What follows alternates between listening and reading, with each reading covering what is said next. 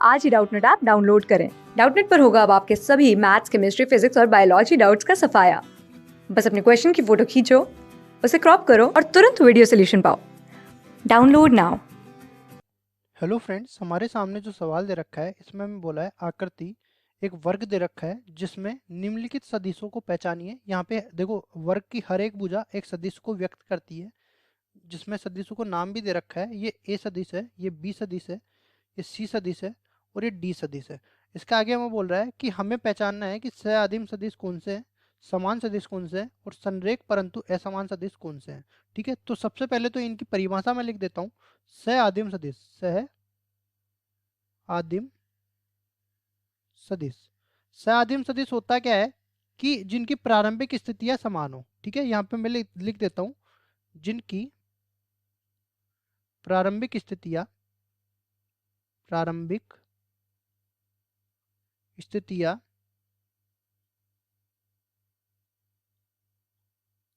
समान हो।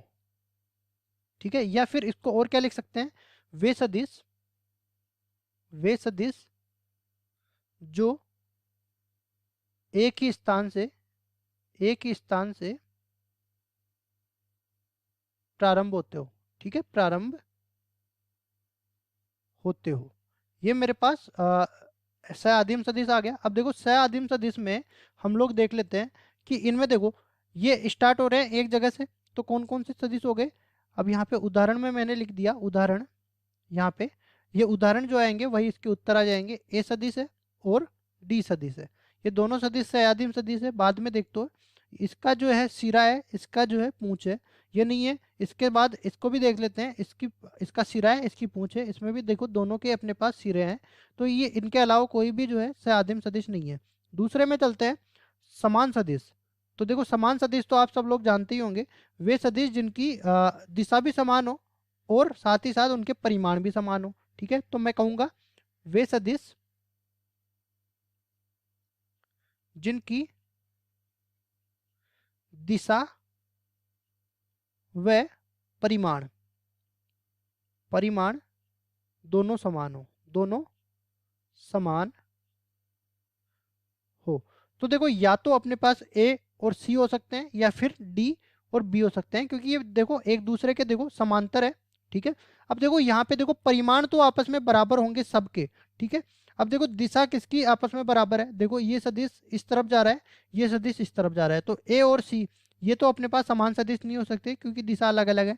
अब डी और बी की बात करते हैं, तो देखो परिमाण दोनों का समान है और दिशाएं भी देखो इस तरफ है, तो मैं उदाहरण में लिख दूंगा उदाहरण में बी और डी। ठीक है, बी और डी जो सदिश है ना, ये दोनों समान सदिश है। अब बात करता हूं संरेख परंतु असमान की। ठीक है, संरेख परंतु परंतु असमान सदिश।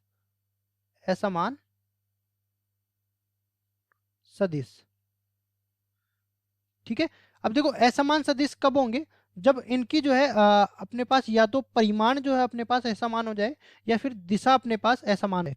ठीक है, और चूंकि ये जो है अपने पास वर्ग है तो परिमाण तो असमान होने का सवाल ही नहीं उठता। ठीक है, तो मैं कहूंगा यहाँ पे कि वे सदिश जिनकी जिनकी दिशाओं में या तो 0 डिग्री का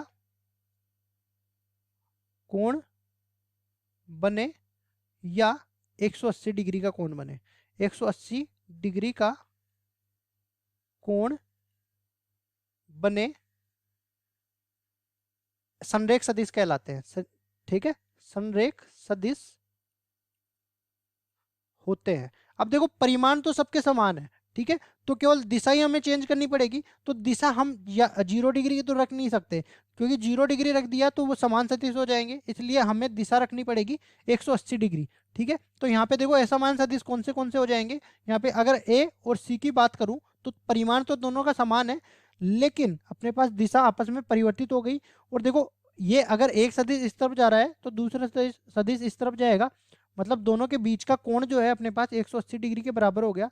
तो उदाहरण में क्या किया जाएगा, ए और सी सदिश। ठीक है, तो यहाँ पे आ जाएगा उदाहरण ए सदिश और सी सदिश। ठीक है, तो तीनों भागों के मैंने उदाहरण बता दिए, यही मेरे उत्तर है। Thank you. क्लास 6 से 12 से लेके नीट, IIT, जेई मेंस और एडवांस के लेवल तक 10 मिलियन से ज्यादा स्टूडेंट्स का भरोसा। आज ही डाउनलोड करें डाउटनेट ऐप या व्हाट्सएप कीजिए अपने डाउट्स 8400 400 400 पर।